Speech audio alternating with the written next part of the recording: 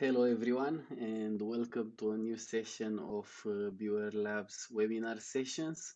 For today session we are going to talk about infrastructure because why not, this is what us at Viewer Labs know best, and together with me here today I have Dimitri, who comes from another company that's uh, focused on infrastructure and trying to provide developer services within the Web3 ecosystem. uh, GetBlock. We will start as usual with a brief introduction, and I will let Dimitri talk a little bit about himself, about his experience in the blockchain world, and what he finds exciting about Web3 in general. And then maybe also give us an introduction about GetBlock in general. So, hi everyone. Thank you for having me as a speaker today. It's also a great opportunity. Thank you so much. So, my name is Dimitri. I am the product manager, tech product manager at GetBlock. And GetBlock, it is a software as a service company, and we provide our clients and users with um, RPC nodes. So um, through the comprehensive set of APIs, we connect applications such as exchangers and DeFi platforms, wallets, blockchain oracles, some security apps, and many other options to the blockchain. So our primary expertise lies in blockchain node management. We are mainly doing nodes, and that's our main thing, what we know, what we love with all our hearts. And yeah, so I think mainly today we're gonna talk about nodes and how to manage it and how to work with them. Why do you need nodes, and why you don't want to run it on your own computer by yourself. So yeah. Thank you, Dimitri. So, as probably everyone noticed already, this one is a discussion from or in between the same field of activity, since GetBlock and the Beaver Labs through Blast API struggle to solve practically the same problem, the access to blockchain by Web3 developers. Basically, what I think we should explain here, since it's a webinar for non-technical people that try to understand technical stuff, is that in order to access a blockchain network, let's say it's Ethereum or Arbitrum or Optimism, you need access to an RPC endpoint or an WebSocket endpoint that is exposed by a full node or archive node from that chain. So what this means is that if you want to access the blockchain, send transactions, read stuff from the blockchain, you would need to run your node. This is all good and fine. If you have a machine, you can run a node, but the problem comes when you have to go into production and you need not one node, but I don't know, five nodes, three nodes, and you don't need nodes in just one region. You need to have a geographical coverage across the world, and you need someone to make sure that all nodes are in sync with the network. You need someone to basically make sure that nodes didn't crash, the service is up. So basically you don't just need some nodes, then you need a DevOps team and a lot of other stuff that are adjacent. So this is what both GetBlock and Blast API are trying to solve. I'm guessing through different approaches, but in the end the mission is the same and the type of service is similar. We're trying to provide APIs as a service to developers to make their time to market and their development a lot easier and faster by taking away or all this responsibility of running their own infrastructure in order to access the blockchain. So yeah, this is a broad description of what we are trying to achieve. Now, maybe we could go into a little bit more details because I come from a engineering background. I think you do too. And in Web3, there is this term RPC that is used to define all blockchain APIs, even though some blockchains do not use the RPC protocol. They use REST or I don't know, different types. But maybe we could discuss a little bit about what RPC is and what is the role of full nodes in the blockchain ecosystem so that the audience can be aware of what we are talking about. Yeah, sure. So let's start, I guess, with the RPC. So if we talking like in general, so RPC is a remote procedure call. Uh, we put in this like WebSockets, GraphQL requests, JSON RPC, REST, and any you can imagine, like gRPC also. Uh, we are trying to support all of them, but also you need to understand that different protocols, blockchain protocols, I mean Ethereum, AVAX, Bitcoin, Tone, or something, have different um, implementation of these RPCs.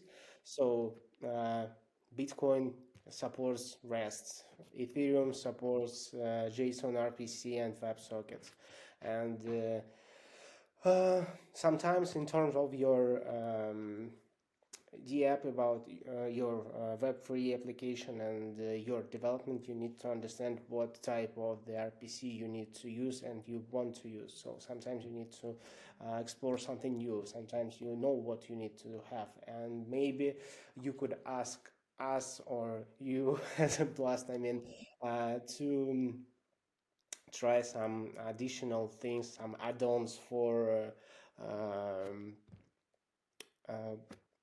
clients for running the node, because sometimes some nodes could be modified by enthusiasts in the blockchain world, and they create some stuff like additional stuff. For instance, we have an additional thing like block book which help us to index Bitcoin like nodes, and it's very good and light um, tool, because for as a default option we block the methods which related to wallet methods, because you can create on your one on uh, your wallet on our node, put some money there, then tomorrow we decided to update this node and switch one to another and your money gonna disappear.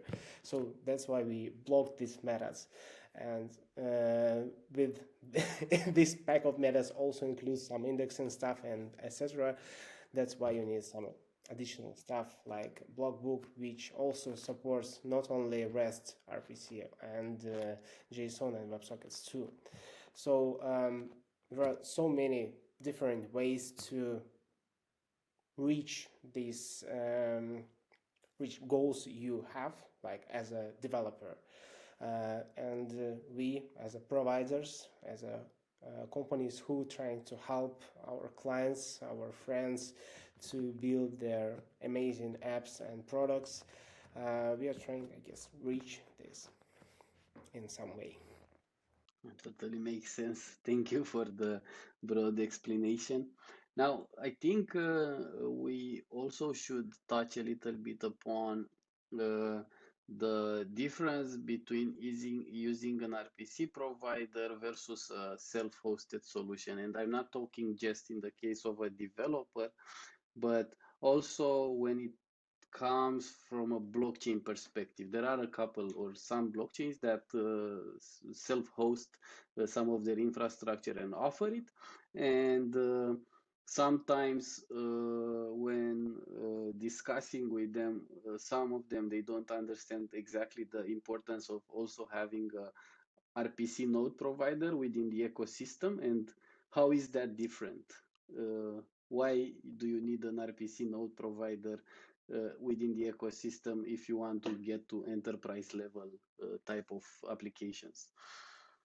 Well, if you're like lonely developer and you're working with some light testnet like Ethereum, whole sky, you can use your own computer, run it on your drive and your CPUs on your like computer, and have very low latency and work with it directly, and everything gonna be amazing because Ethereum has a great support, and it's gonna be easier to maintain it, to update it, and just you can work and have fun.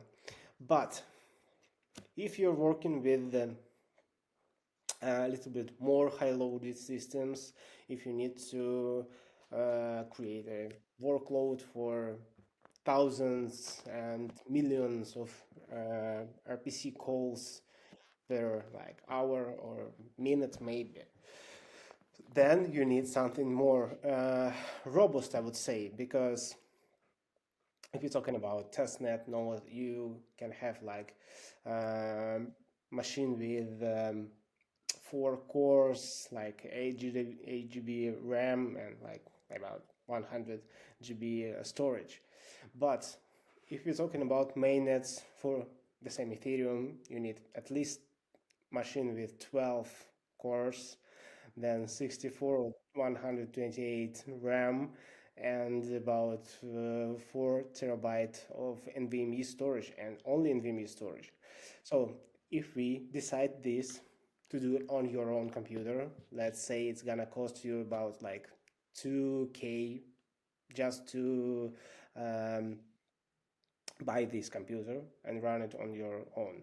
Then you need to pay for electricity, for internet connection, because you need a good bandwidth, and network should be amazing because nodes working with the peer-to-peer connection, and need to be connected to the blockchain like instantly, like every minute, every second, every moment of life of blockchain life. Then you spend a lot of money on this. Then you need to keep it updated always. If the version is not the last, then you have risks of them having not right information, or some security risk, or etc etc. So there are so many points why you should keep your node updated, and why you need to think about it. But also you could update it to the last version, and it's gonna be dead because the devs made a mistake, and they create this um, uh, they like deploy last version to the git. You update it and they made a mistake, and your node is done, is dead, and you need to sync it from the beginning. So there are so many issues about it. Then you need to keep it synced always on the actual height. You need to check it with other nodes. You need to be aware about split situation. You need to aware about um, your node health in general, about server disks, RAM, motherboard. Everything is a huge machine, which like not machine organism, everything working together, and you need to monitor it. You need a lot of systems, you need a lot of health checks, you need services which gonna help you keep your node alive. Then let's imagine how many resources you need to spend just for one node to keep it alive, working properly, and like work with it then. So first step, you need to make it properly working. Then you can start deploying and develop your application or some code or something. Or you can go to node provider, use free plan, or like buy some requests and subscription. For minimum it could be from 10 to 30 bucks per month for different providers, and forget about all this stuff and just work with nodes. and most of the providers like give you for this price a huge variety of the nodes of blockchains. You can go with Ethereum, all like EVM, like with Bitcoins, with Tron, ZK, and all everything you can imagine. Solana even. We don't talk about Solana today. Let's skip it. I don't want to have it in this conversation. It's a big problem, and yeah. So and then you understand that node could be not only full, like you can have archive data when your storage gonna rise by 20 terabytes of data, like full blockchain with all the information inside, like hashes, smart contracts, and everything gonna be included and put in your database. And it's gonna be 20 terabytes of data for Ethereum. So, oh my god! So it's gonna cost you even more. So I would pay 20 bucks per month. I'm gonna use the node provider who take care about all this stuff instead of me and work with my application and not thinking Plus, about. in the case of a single node, we didn't even discuss about what happens if a node has like a downtime and then you can get it up to date, or it breaks and then you need a snapshot. You need to put it in order to put it back down and catch up to the tip of the chain, in which time your application is down, cannot be used. So this is something that providers save you, since there are multiple regions available, there's fallback in place, and it's higher availability, which it would be extremely costly and it wouldn't be worth it from a DApp perspective to invest in it when, as you said, starting with 10 bucks, you could simply get an endpoint and then get rid of all that work and responsibility. Yeah, I think that makes total sense. Uh, so let's talk a little bit about some specifics. Like I was wondering, and then we can basically compare notes. Uh, do you guys run a multi-region architecture, and also how do you make sure that faulty or misbehaving nodes are detected and taken out of, I don't know, the load balancing and so on, in order, I mean, if I come and use your endpoint, so that a node is not responding with faulty data so that it affects me. So talking about multi-regional stories, so we have two main clusters.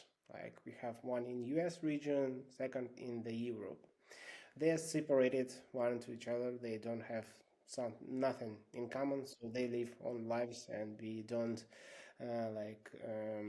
connect it in any way because US have some governments difference, law difference, and so we decided to keep it separate. But sometimes we can like copy database from one server to each other for other, and yeah, but in general, no. Then we have, I would say, two main things to keep availability high. So the first one, as you mentioned, yes, it's kind of load balancing. When you have several nodes united in one load balancing under one API, so when you send the request, it's gonna be sent on for one of their nodes. It could be create a session, so you would connect to one of these nodes in the load balancing, and you're gonna interact with one exact node to like avoid moments with the height difference, with request you send and information you get, just to like it's gonna be easier. um, it's one of the options. We are trying to divide the traffic like equally. We are not making some difficult things like um, comparing nodes by the resources, and this one is more powerful, the second one is not so powerful. So in the first one you're gonna send 60% of traffic, on the second one you're gonna send 40% of traffic. We have similar nodes on the similar same servers and the load balancing, so we divide equally. uh, then here we also have an technology to keep the height of the nodes the same for all of them, and like on the actual height. If the node behind the actual height for more than like threshold, it depends on the blockchain. We exclude this node from the load balancing until it's gonna be healthy again. So that's load balancing. The second thing we have is called after switcher. So it's for mainly for our dedicated node users.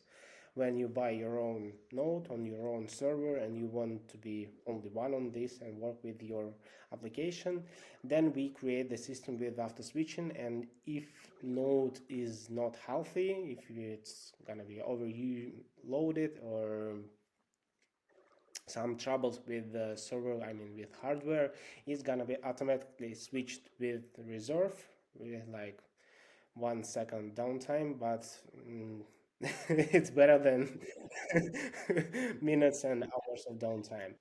So yeah, that's the second option. And mostly all of these things built with our own technology, which we built, named Universal Sidecar, Health Sidecar. When you for different blockchains, different protocols have different methods to understand the height, the actual height, and the status of the healthy or not healthy the node. For instance, for Ethereum and EVM-like nodes, we have a method like ETH syncing. You can send it and get a response that node is synced on the actual height, or its block deviation, or it's dead. So other blockchains could not have this method, and you need to get the actual head and compare it with other nodes, with the block explorer or something. So we create universal sidecar where you can put the endpoints just of the nodes and compare it between each other and get the status of each node in this service. It's not perfect, of course. There are could be some issues, but the probability of these issues could be like 1% or something. So in all 99% of the situations, gonna work fine. So When you say, sorry, just to make sure I understand, when you say that it's a sidecar, because we also have somewhat of a sidecar, you mean that there's like a software that runs along each node and make sure that the node is responsible for is basically in sync, and by comparing with other nodes or other sources, maybe even outside of get block. yes, we compare our nodes with nodes outside, with nodes inside. We compare all the nodes like with other node providers, with public nodes, with everything. So these servers run with nodes, then connected to them like SDK, and then goes to the internet. Understood. Yeah, that makes total sense. Yes, and I'm thinking to make it public because it's pretty easy and useful tool. Could help many devs and people in the industry to keep their nodes up. Understood. Yeah, I mean, I think within the industry, and here I'm talking about the API providers, there's different ways in which people try to achieve data consistency for their APIs, and it's interesting to see how everyone thought about it. In the end, I think it gets boiled down to the same.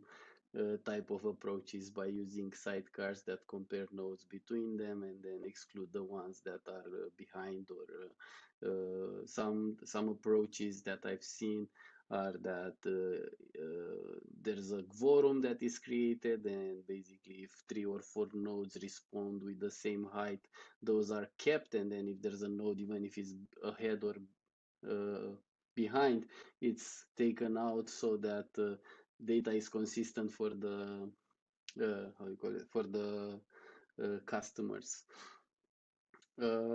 Wanted to ask about this type of service, which as at Blast we don't have, like the dedicated node type of service that you provide. This means basically that someone can rent out their own full node or archive node for a specific blockchain, right? And then they pay a monthly fee for having that node available so that they are the only ones that use it.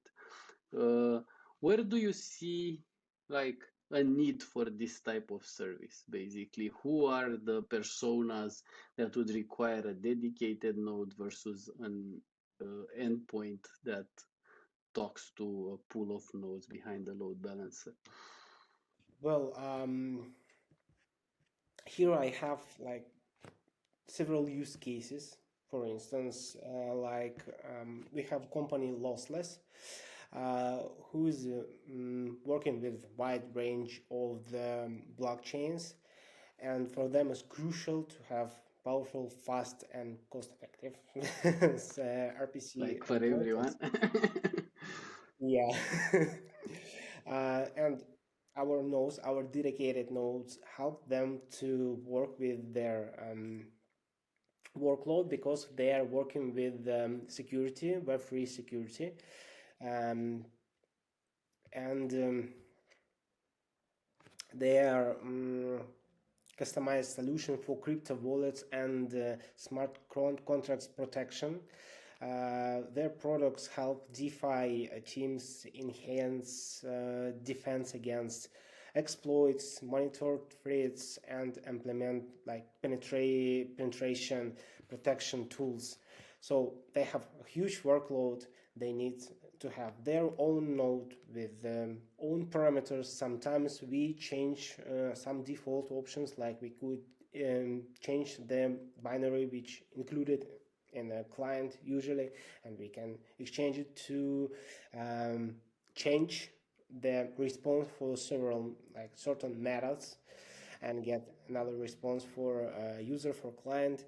So dedicated nodes is firstly very high loaded solution which could handle this high load, and secondly it's customizable. You can have anything you need on this solution. Yes, it costs more than our main sharded solution, when you have for one subscription in $20 50 plus blockchains in one package.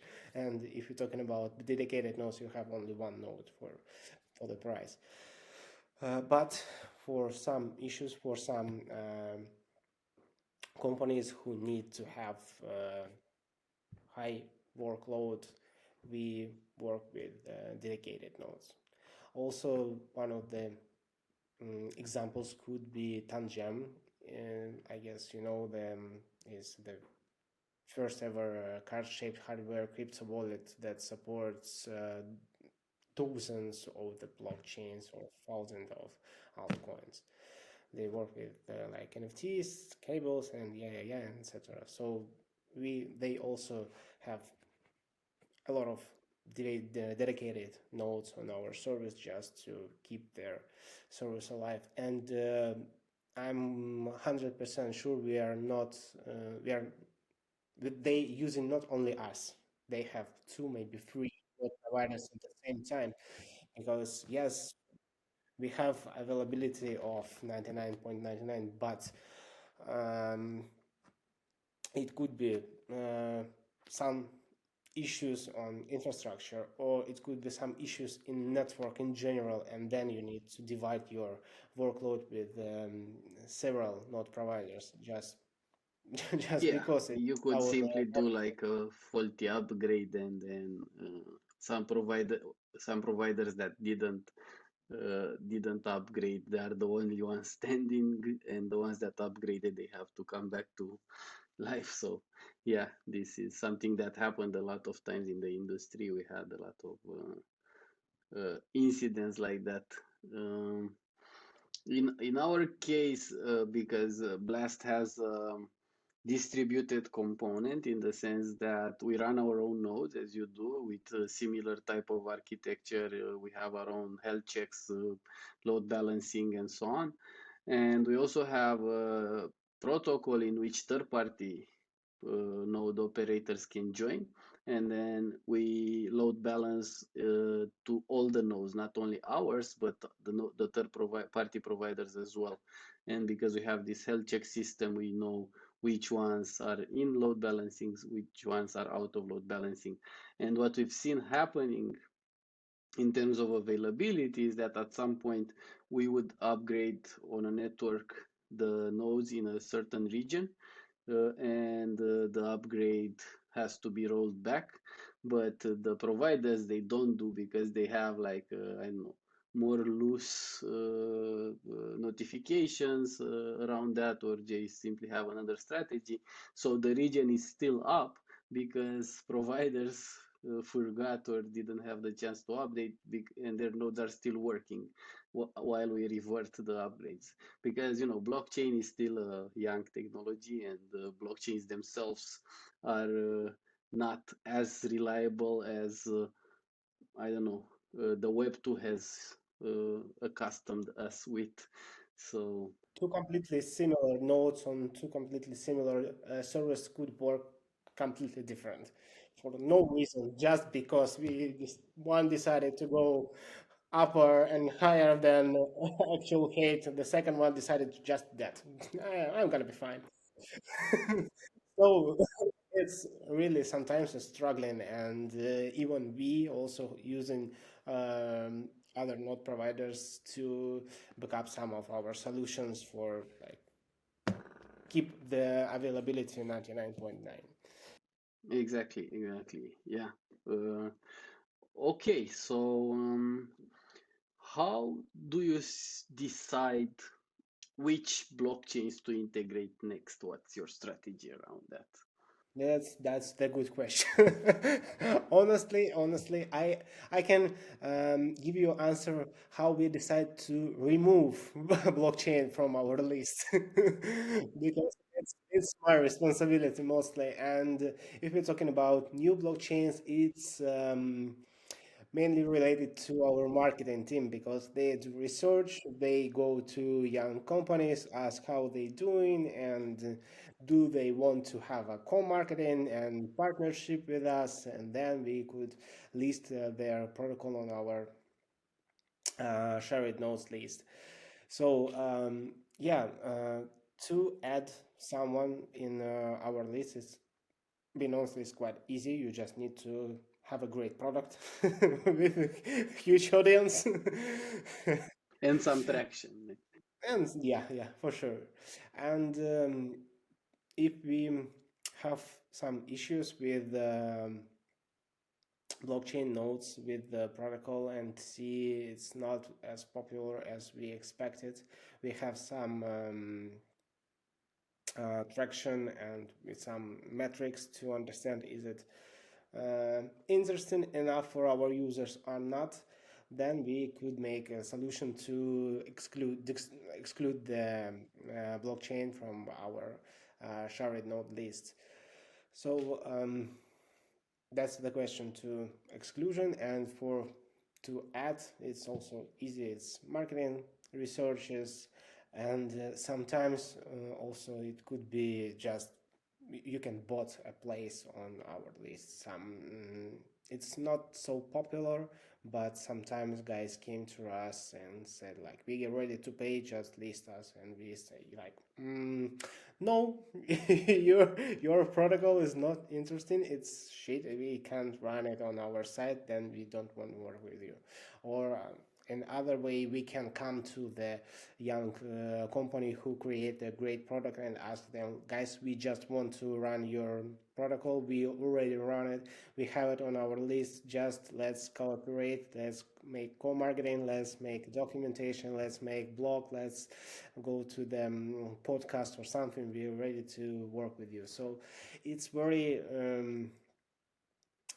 interesting way to work with the market and companies on this market and blockchains and developers, but mainly it's really our marketing stuff and our uh, guys from partially from business development team too.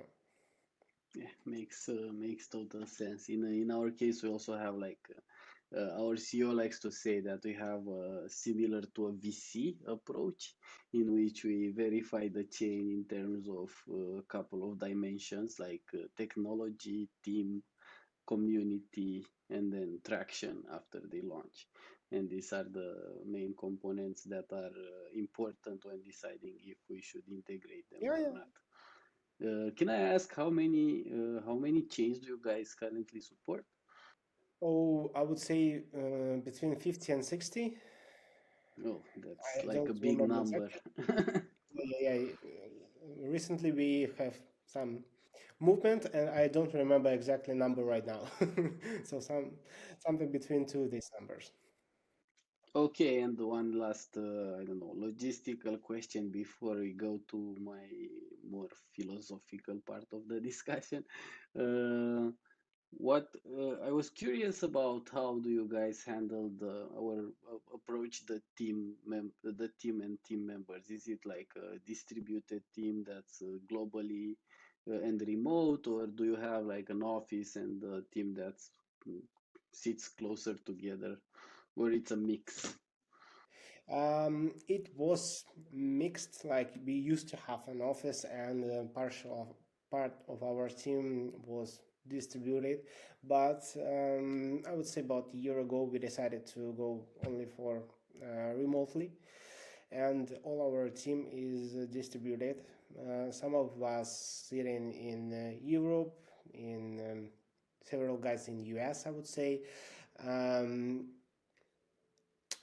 Several guys moved to Dubai, and part, I would say, one of the hugest part sitting in Georgia and Serbia, because we have two like legal entities, and our main one like headquarters in Serbia in Belgrade.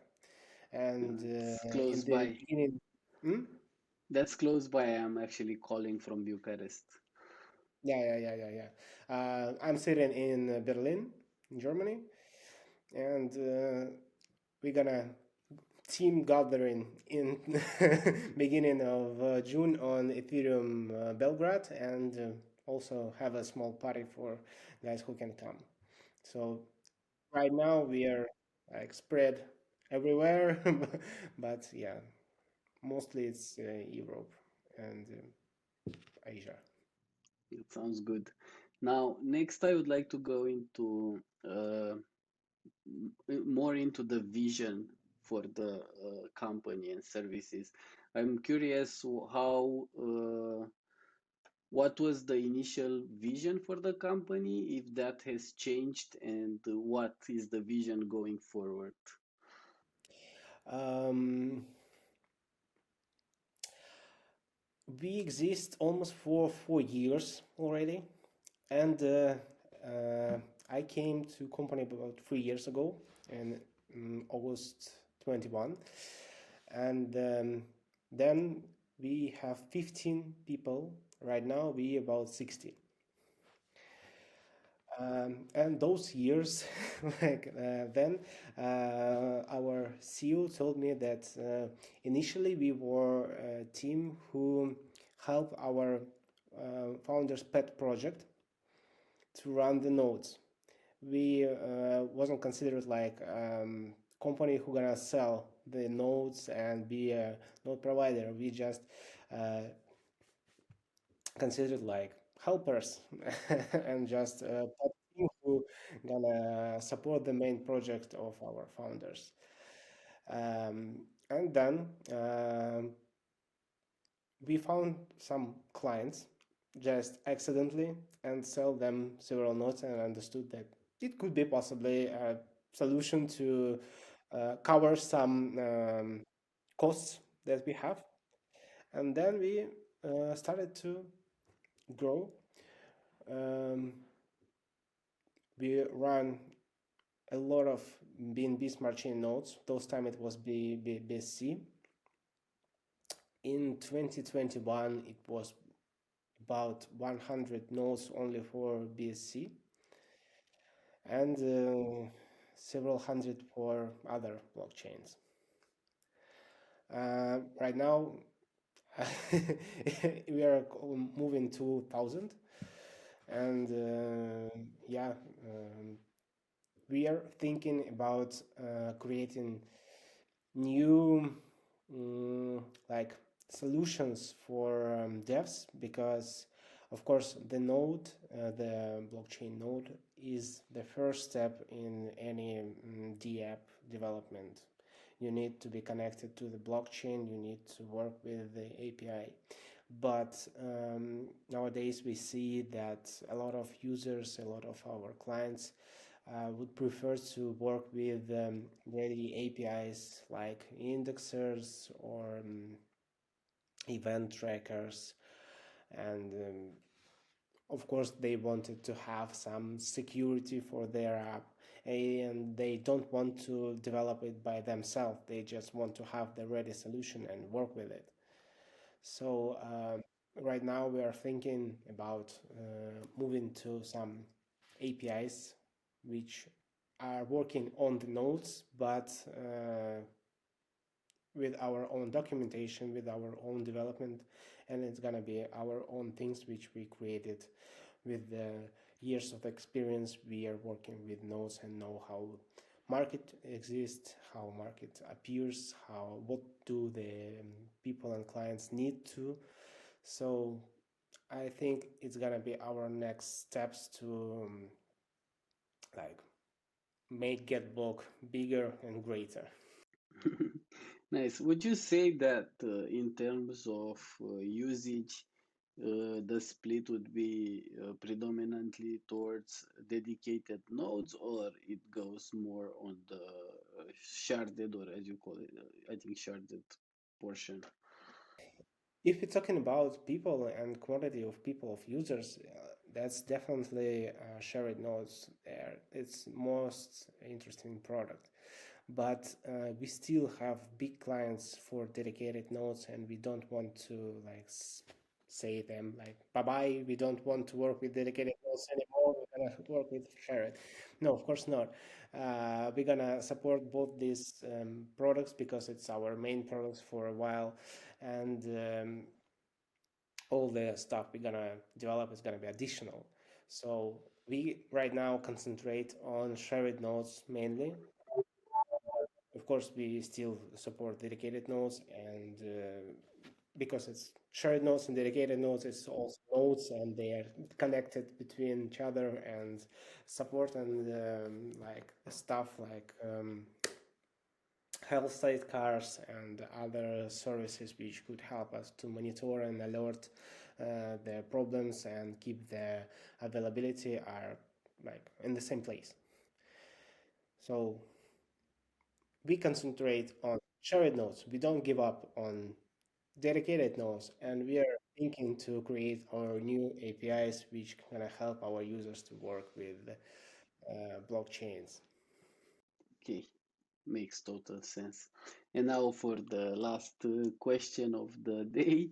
Um, what would you say it is required from an infrastructure standpoint to make Web3 technology get to mainstream adoption? I, in my opinion, all layers like the product layer or business layer, the infrastructure layer, the blockchain layer itself, they have a responsibility in order to bring Web3 to mass adoption. I was wondering, like from dev tools and infrastructure provider, what would you think would be the responsibility that we share into, I don't know, making our contribution to achieve this? So we share a lot of responsibility because of shitty nodes, because of block deviation, clients and devs who working with their DApps could lose a lot of money just because they got no actual information and they got like messed up with something and just lost the moment when buy or sell or doing other stuff. That's biggest our responsibility, and we really like thinking about it every day, and that's why we have a reserve of our infrastructure with the other node providers, just because we understand the responsibility. Then the second one is security, of course. That's also very big thing because uh, we had a client who didn't anonymized himself. He just used his email and stuff like this, and he bought a lot of dedicated nodes and make a big check and start to abusing it in a one way, let's say. Then we start to look for information. What is he doing? And we found his Twitter because it was on the same email he joined our service. And in this Twitter, he sent the information on how he scam people on the blockchain, how he fraud people and get so many money. That's that's what like the issue for us. Like we understand that we could have a lot of money with this guy, but we don't want to work with this guy because it's not ethical. It's not ethical. It was yeah. So we just make a refund and send him like goodbye, have fun, and please don't get back. So sometimes you need to choose between being a good person, a good business, and responsible business and money. And like on the first sight, in the first place, it could seem like money is good for business, and that's the only thing. Like businesses exist for money, of course, we all on this understand. But I would say, uh, on long distance, being a good person, being a good business, may is more profitable rather than having money right here and right now. So responsibility for like your users, for your clients is very big thing, and you need to be honest and transparent in front of them. And I'm as a like leading technical and customer support, trying to like say guys like don't lie, tell them how it's, if we messed up, we messed up, just be honest. That's fine. Yeah, We are actually, it's you create more trust by being transparent, and yeah, people yeah. remember you like that rather than I don't know, trying to cover up when it's obvious. Yes, Or people are not stupid. They see even devs who are working with the stuff, they know why you could mess up, and they just understand. They can like make 1 plus 1 and understand that you messed up. You are trying to say that it's the weather, it's storm on the east coast. That's why our node is down. No, of course not. You just messed up with update or something, and just be honest, and it's gonna be fine. yep, that makes sense. I always tell the team that sometimes a bad situation that is handled perfectly or in a good way gives you it's more valuable for you in regards to your customers than if the situation never happened. So an incident can put you in a very good light if you answered in time, if you were fully transparent and fixed it quickly, then you get more trust than if it didn't fail at all. So because people remember your behavior during crisis more than when they didn't need you at all. So yeah, And on distance, you're gonna have clients who believe in you, who knows that you're not lying there. They can rely on you. You gonna just keep them, and it's much more profitable rather than working with guys who come and leave you. that So totally makes sense. Okay, sir, I think we reached to the final of our current discussion. Um, the we will make this available for our community and your community, and yeah, I hope there was like an interesting discussion and people it was understood more fun, about honestly. the struggles of RPC providers within the ecosystem and our role within all this Of Web3. course, like we are Uh, not enemies. We are working on the same field. yep. Thank you Yeah. and have a great rest of the day.